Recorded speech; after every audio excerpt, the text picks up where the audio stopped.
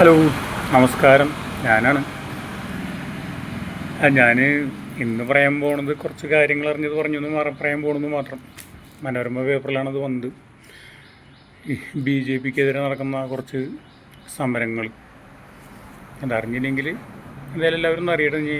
എന്നെ ഫോളോ ചെയ്യുന്ന ആൾക്കാരും കൂടെ ഒന്ന് അറിയട്ടെ എന്ന് കരുതിയിട്ട് ഞാനത് പറയണമെന്ന് മാത്രമേ ഉള്ളൂ. എന്തായാലും BJPക്ക് ഈ ഒരു കുട്ടികളുടെ സമരം മാത്രമല്ല, വീണ്ടും പ്രശ്നങ്ങൾ ഒരുപാടുണ്ട്.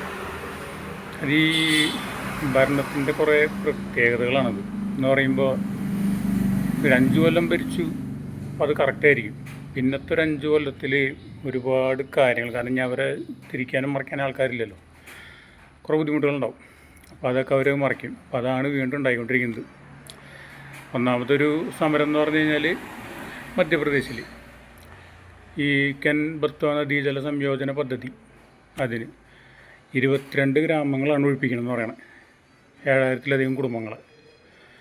അപ്പോൾ അതിന് വേണ്ടിയിട്ട് അവരവിടെ സമരം നടന്നുകൊണ്ടിരിക്കുന്നു. നമ്മുടെ ഈ മാധ്യമങ്ങൾ, ഈ ഷൂ മക്കിയ മാധ്യമങ്ങൾ ഇതേവരെ ഈ കാര്യങ്ങളൊന്നും പുറത്തു വിട്ടിട്ടുണ്ടായിരുന്നില്ല.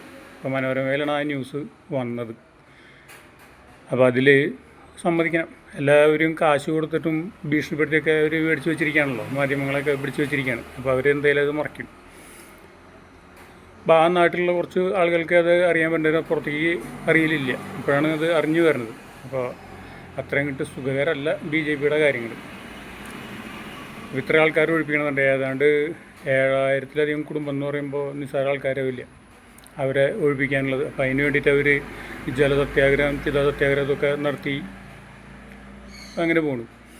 പൊളിക്കാനൊക്കെ നോക്കുന്നുണ്ട്. അതൊരു വഴി കൂടെ. രണ്ടാമത്തെ ഗുജറാത്തിൽ അത് കർഷകരുടെ സമരം.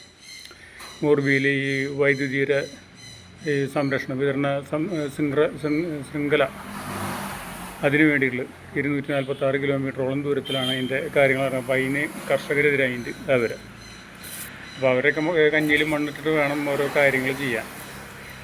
അവരൊക്കെ നല്ല രീതിയിൽ സംരക്ഷിച്ചിട്ടൊന്നും ചെയ്യാൻ പറ്റില്ല എന്നുള്ളതാണോ എന്നറിയില്ല. എന്തായാലും അവരത് നോക്കാത്തത് ഭയങ്കര കഷ്ടം തന്നെയാണ്. മൂന്നാമത് ഉത്തരാഖണ്ഡിൽ ഈ ബനിയാവാല ഋഷികേശ് ഹൈവേക്ക് വേണ്ടിയിട്ടുള്ള മരം മുറിയും അതിൻ്റെ കാര്യങ്ങളും 4500-ലധികം അല്ലെങ്കിൽ അതിന് താഴെയുള്ള മരങ്ങൾ വെട്ടിമാറണമെന്നാണ് എന്നുള്ള, അപ്പോൾ അതിനെതിരെയുള്ള സമരങ്ങൾ നടന്നു. അത് വിജയം കണ്ടു എന്നാണ് പറയുന്നത്.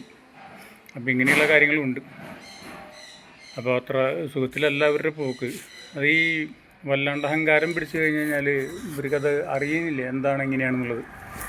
നല്ല രീതിയിലാണെന്ന് വെച്ച് കഴിഞ്ഞാൽ അത് നന്നായി പോയേനെ. പക്ഷെ അത് നന്നായില്ല. ഭയങ്കര ഒരു ജാതിയുടെ ഒരു ലെവലിൽ അത് കൊണ്ടുവന്നില്ലേ, അത് ഭയങ്കര ഇതായി.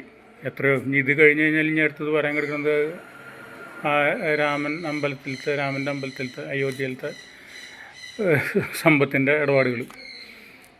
അതിപ്പോൾ ഞാൻ പറയുമ്പോൾ നീ എന്തിനാ പറയണമെന്ന് ചോദിക്കും. പക്ഷേ അതുമൊക്കെ അങ്ങനെ കെടുക്കുകയാണ് കാര്യങ്ങൾ. അപ്പോൾ ഇനി നീണ്ടു നിവർന്ന് കിടക്കണ പോലെ BJPക്ക് അത്ര സുഖമായിരിക്കില്ല കാര്യങ്ങൾ. ഇതിനൊക്കെ ഉത്തരം പറയേണ്ടി വരും. അതുപോലെ കുട്ടികളുടെ കാര്യം, പാറ്റ, ഒരു ജഡ്ജി വളരെ നിസ്സാരമായിട്ട് എഴുതി തെളിയുന്ന കുട്ടികളെ.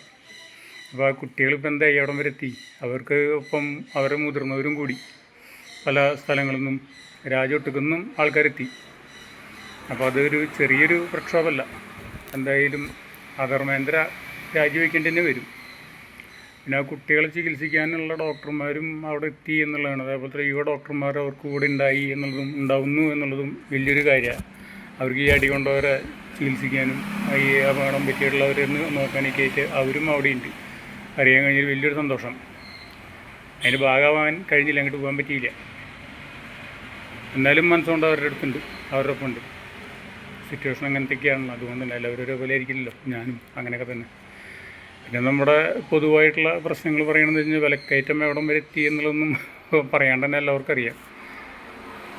അങ്ങനെ ഇത്രയും കാര്യങ്ങൾ പറയണമെന്ന് കരുതി. അറിഞ്ഞവരുണ്ടെങ്കിൽ ഓക്കെ, അറിയാത്തവരുണ്ടെങ്കിൽ ഒന്നും അറിഞ്ഞോളൂ. ഇങ്ങനെയൊക്കെയുണ്ട് കാര്യങ്ങൾ. അപ്പോൾ അന്ധമായിട്ട് വിശ്വസിക്കാണ്ട് ഇങ്ങനെയും പല കാര്യങ്ങളുണ്ട്. ഒപ്പം നിൽക്കാൻ നോക്കുക. അപ്പോൾ ഓക്കെ, അടുത്ത വീഡിയോയിൽ കാണാം. ബൈ.